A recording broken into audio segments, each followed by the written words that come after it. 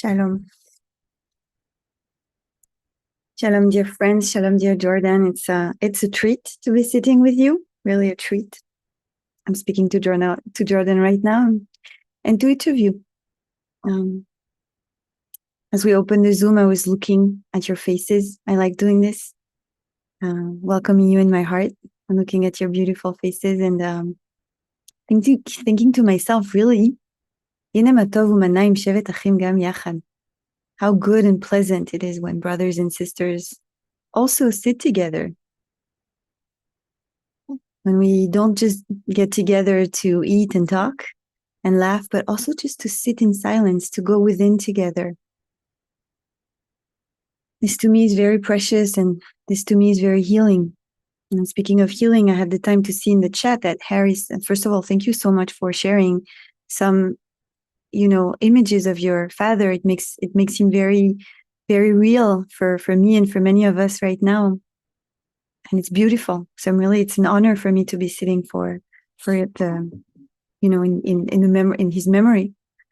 And also I saw that you dedicated this seat also to the healing of democracies everywhere in the world. And I think we need it.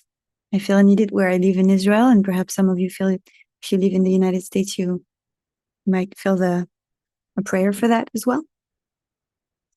And so I think we're doing something important right now. And I want to name it, and I want to thank you for being here. Let's take a breath together as we really, really land even more in this moment together. Feel free to invite a sigh.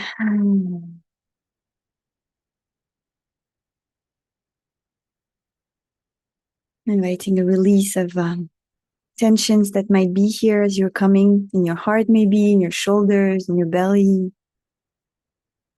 Sometimes it's in the throat or in the forehead that we're kind of holding some tightness because of some concern. And so can we just bring care to that right now? Not try to change it, just bring attention. Just bring care.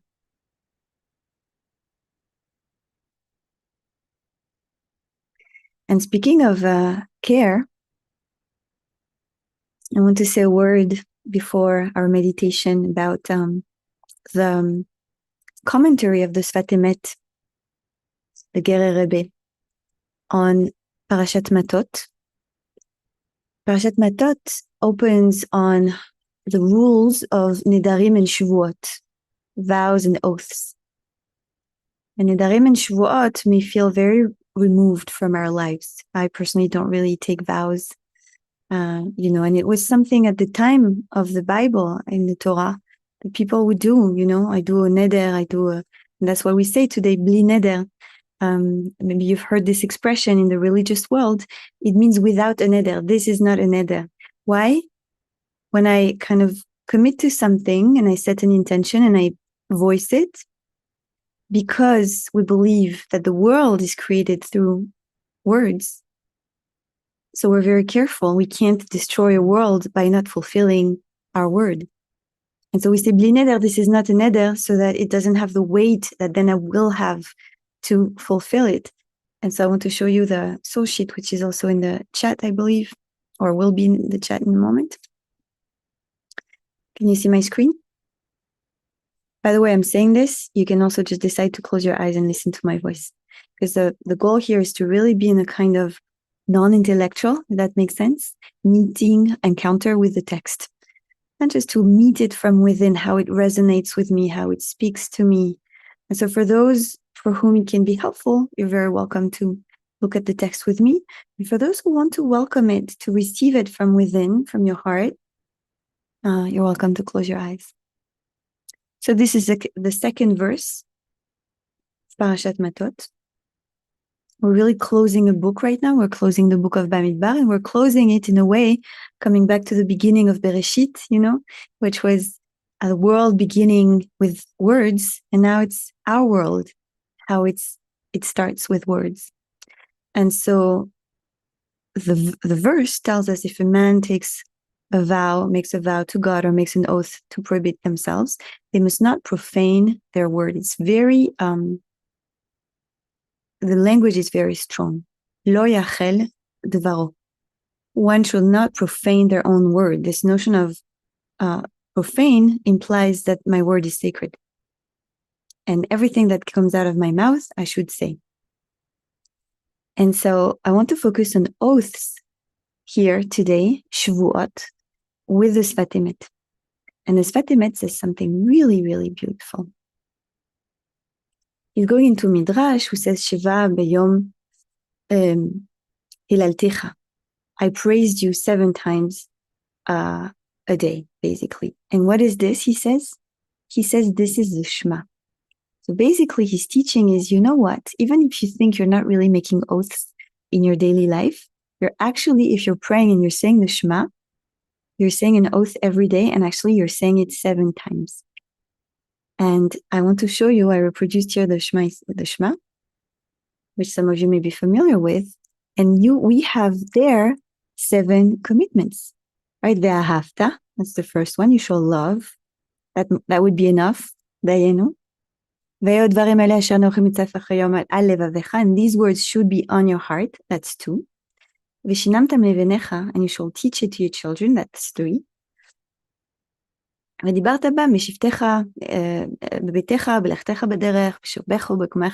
So whatever you do, whether you're going on your way or you're sitting in your house, and you go and you recline and you sit and you recline and you get up, that's 4. And then you shall bind them on your hand. That's the tefillin. That's the tefillah of the head. And then finally, and you should put it on your doorposts. And I thought, oh, it's so beautiful to think about it this way. That an oath, it's actually a way of committing to loving and to being mindful of the oneness of life source. Because that's what we're saying here. What are we supposed to take with us and to put on our hand and to put in between our eyes and to teach to our children and to remember whether I'm lying or reclining or getting up or walking and to put at the door of the entrance of my house? What am I trying to remember? Oneness. Hashem Elokeinu Hashem Echad, the oneness of life source. And I thought to myself, what a wonderful mindfulness reminder. How concretely, because that's what I love about Jewish spirituality, is that it doesn't just tell us, oh, underneath the appearance of things, all is one. It doesn't just say that, which is in a way the definition of Jewish mysticism. It also teaches us how to connect to it, how to experience it, how to bring this awareness in everyday life. And here the Shema kind of like gives us these very specific instructions of a lot of mindfulness reminders, and some of them are concrete reminders, something you bind here, something you put on your doorpost, something you talk about, something you want to keep with yourself in every movement of your body, to set and reset the intention with all your being and with all your soul. And he says, well, these are the oaths. We're already doing this Shavuot. And you see that there is a play on words between Shvuah, an oath, and Sheva, just like in the Sheva Brachot, in the 7 blessings of a wedding. And I thought to myself, yes, we have 7 blessings in the Shema, 7 commitments in a way, just like in the Sheva Brachot.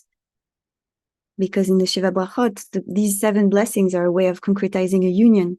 And here we want to concretize our union with Life Source through very, very concrete mindfulness reminders. And so what if we saw oaths as really commitments, and commitments as a spiritual practice? I want to dedicate myself, and I want to dedicate myself through very concrete intentions and reminders, and I want to rededicate myself twice a day when I say the Shema every day. And so this is the invitation. As we're reading Parashat Matot this week, and for each of us, to remember that there is something about spiritual practice that is very concrete, that is about a form of commitment and dedication and repetition. And that through that, actually, I can create the world I want to live in. And so let's sit, my dears. Let's sit with that. I want to invite us to kind of make space to see where these words, where this teaching lands for you. Just making space in silence and letting this kind of sink in.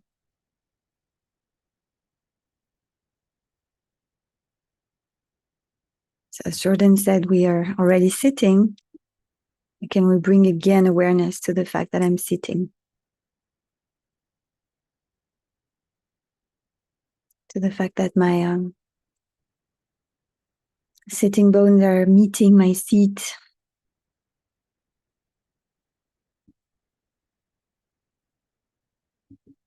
My legs or feet are meeting the ground.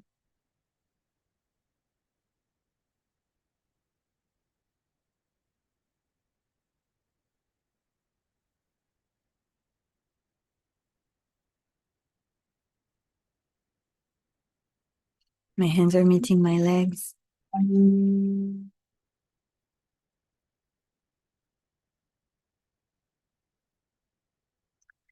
Close this.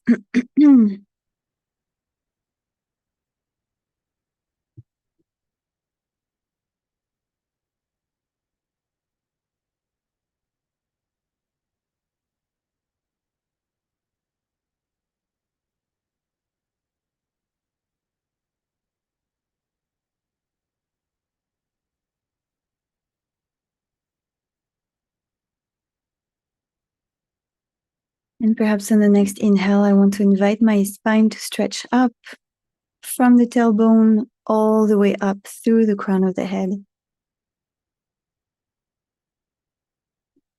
And perhaps on the next exhale, I want to invite my shoulders to relax.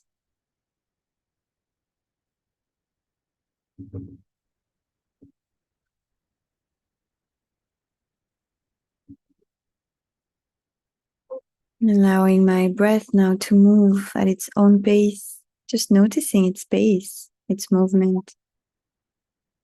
Is it fast? Is it slow?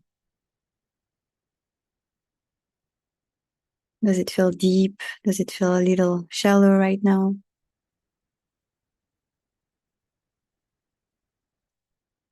Does it feel full or does it feel a little held?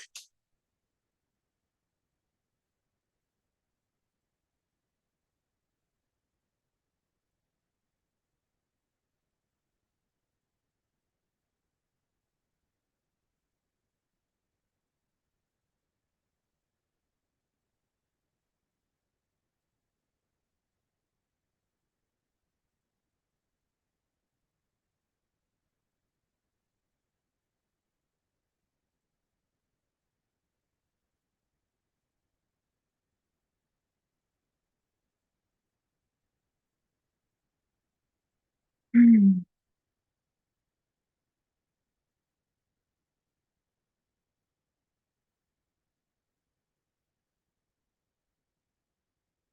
For the first few minutes of our sit, just making space, grounding my presence in my body through the very concrete sensation of my hands meeting my legs or my feet meeting the ground, or my breath meeting my nostrils or my belly.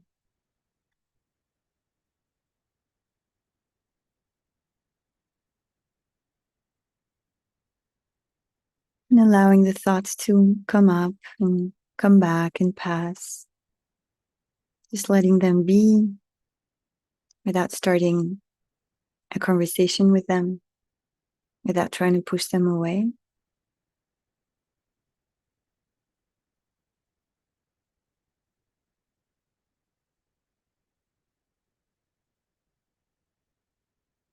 Vast as the sky, which enables the clouds to come and pass.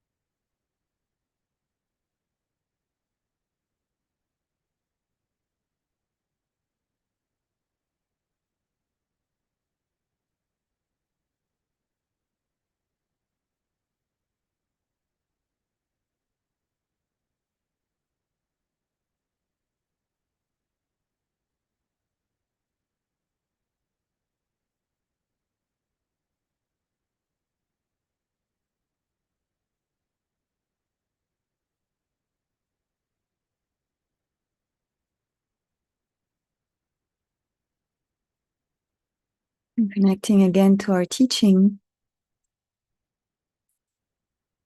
I want to invite you to see what resonates, what echoes. If there is something that inspires you.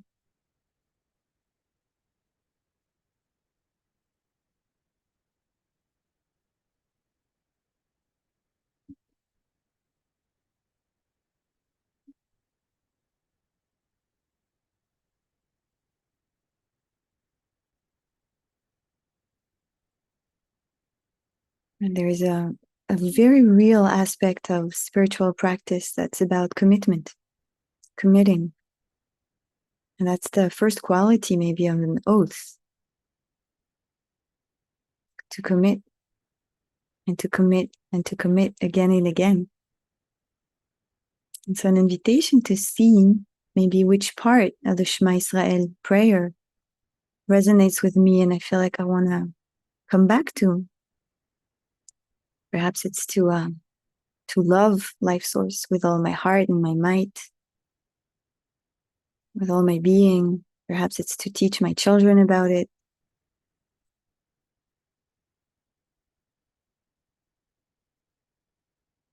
Perhaps it's to put these words in my heart, meaning in my attention. Perhaps it's a concrete mindfulness reminder if I have a tefillin practice or a mezuzah, awareness and touching practice. Perhaps all of the above.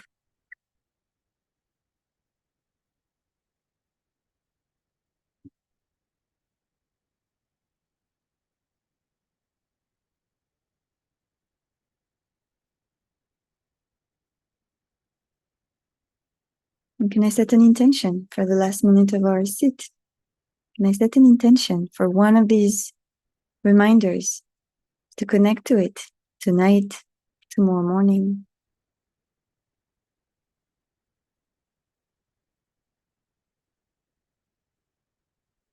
To be kashuv, kshuva, to be receptive.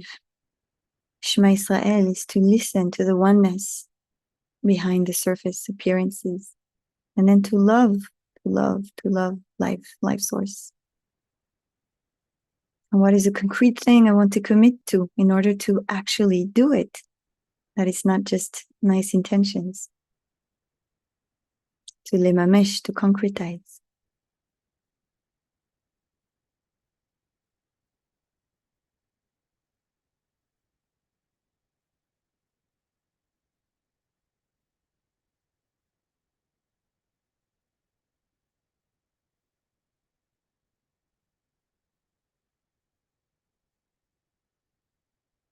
Take a beautiful breath in. A beautiful breath out. And we get ready to say Kaddish with Rabbi Jordan. Thank you so much, Rabba, Mira, Neshama. Beautiful. I invite you to join with us in reciting the Mourner's Kaddish as we bring into our hearts all those whom we're remembering today. Kaddish is affirming that our hearts can get bigger when we remember those whom we have lost. So let's recite together. Yitgadal v'yitgadash shmei Rabba Alma Dibra, Octavia, Malkutev Malkutev. Yifan, Malkutev. Kala v'zman V'shmei Rabba Mevorach Lama Mehamaya Barach v'Yishtabach Yosef Yitgadal shmei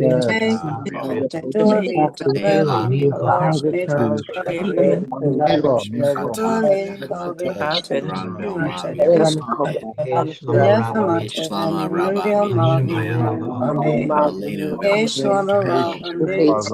Mishmaya Alenu V'Yaseh Shalom Aleinu V'Kol Yisrael. Holy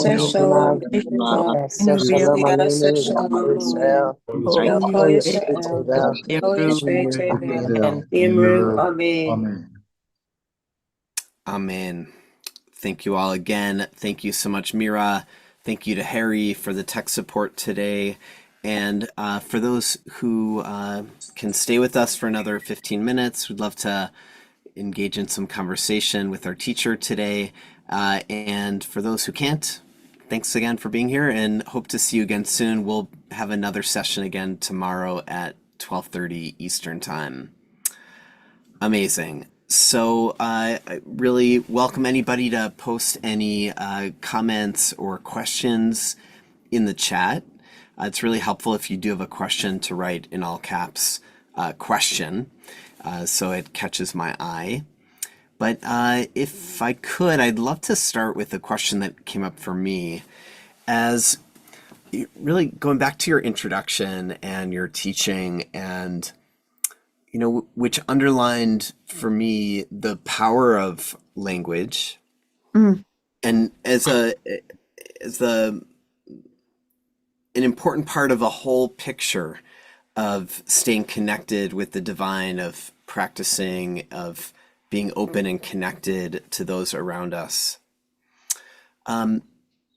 So when I focus in on this idea of taking a vow, which feels like a very extreme form of language, right? It's saying it's not a typical daily kind of language. It's really making a statement about a deep commitment. And I believe you use that word, commitment. Yeah. So if I think of that on the extreme side of a spectrum, and I start to walk my way back towards more everyday kinds of speech and even really important things. But as we all know, just something that may not feel like an important comment can land in a really important way and have a big impact. And so when I'm thinking about everyday interactions that involve how I speak to people, I know that that should be part of kind of within the realm of my practice. I'd love to hear from you a little bit more about how your mindfulness practice informs that kind of speech and in the act. So as I'm about to open my mouth and say something, as I'm listening to somebody and preparing what I'm going to say, how does mindfulness enter into that process and inform it? Yeah. It's such an important practice, and it's not an easy one, right? It's not an easy one because by definition, usually the things that are not such a good idea to say, it's kind of stronger than me, right? It's like, it's an impulse. And so a lot of the practice of mindful speech is connected to the practice of impulse control. You know? And I really actually believe in the power of silence. And silence doesn't mean that I'm not going to speak my truth, that I'm not brave. Actually, it takes a lot of courage to stay silent when I really feel compelled to say something, right? There is something about saying, wait, just wait. You can say it later. And I think this is very helpful for mindful speech. It's say, you know what you have to say, you can say it, but you can say it later. Maybe not right now. And I think my kind of indicator of when it's a good time or not to speak is this. If it's coming from a place of anger, if it's coming from a place of like, I really need to say this now, blah, blah, blah. If it's coming from kind of restlessness, usually I know it's not the best time to say.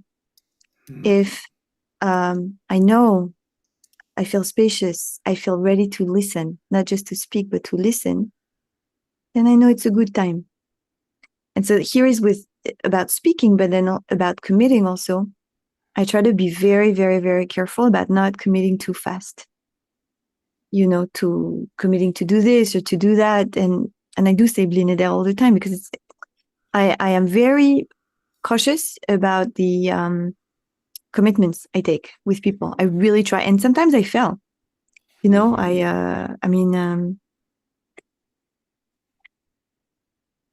it really happens, right? That I say, okay, I want to be nice. And I say, okay, we'll do that. And then I realize it's actually not going to work. And so it's a constant learning process, relational process. It's very relational. It's with me and God. It's with me and me. With me and people.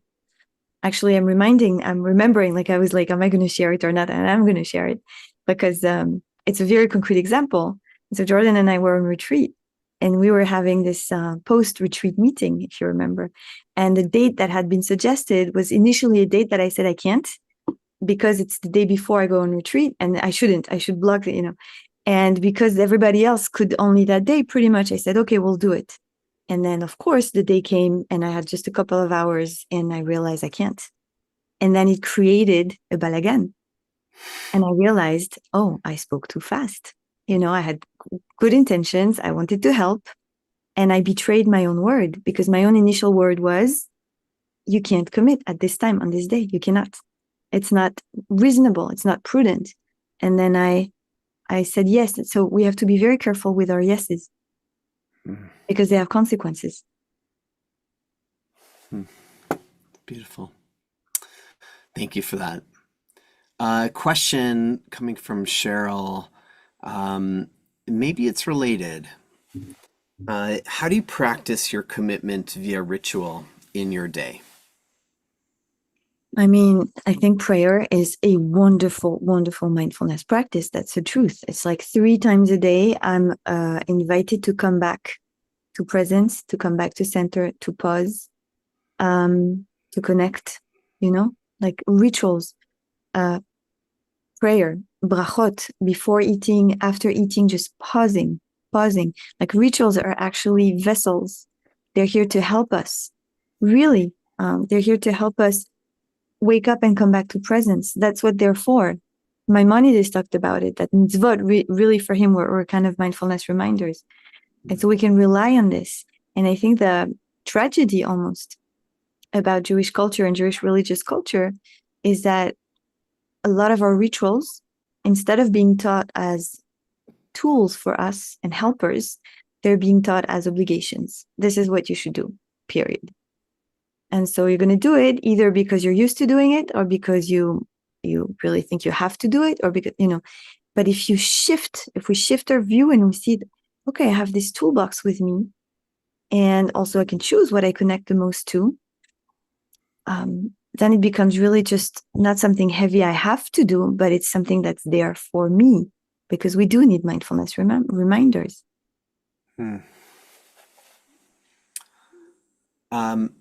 There are so many beautiful comments and acronyms, connections that people are sharing in the chat. I just really appreciate that people are sharing their wisdom in this format. I want to raise up another question that comes from Sally. Language is critical.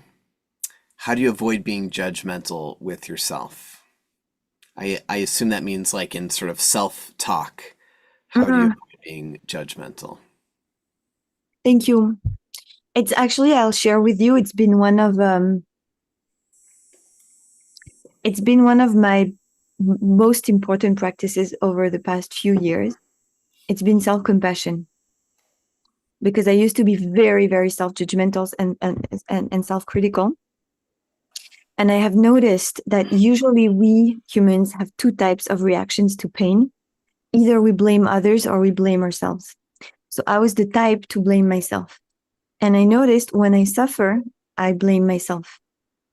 When I see my limitations, my struggles, my default was, oh, you see, you're like this, blah, blah, blah. I was just so harsh with myself. And then it's been a very slow but very constant work of, first of all, seeing, hearing this voice and seeing how badly I was speaking to myself. And then just learning to kind of shift and like to apply to myself the actual spontaneous kindness and compassion I tend to apply to others. And with this really very deep understanding, and I don't know if it might speak to you, each of you here, but realizing that like, I am responsible of this one. There is a person who came to this life, and I'm responsible of this one in this life. And so I have to care for them, for her, you know? And so I learned to see her with more tenderness and with more, compassion and support, which doesn't mean indulgence, right? It actually has helped me to indulge less and to have more, kind of more healthy self-discipline, because it's a great paradox, is that more kindness helps us have more of a healthy self-discipline, and it goes together. But yeah, it's critical. I mean, speaking well to ourselves is absolutely critical. We cannot speak well to anyone or to the world if we don't start with ourselves. And one of you was mentioning here the 4 agreements, and he talks about it. It's the first agreement. Don Miguel Ruiz, Mexican shaman, Mexican, I think, if I'm not mistaken. But impeccable speech, and that he says, it applies to the way we speak to ourselves. And so we really, really have to practice this. It's beautiful. Let's see.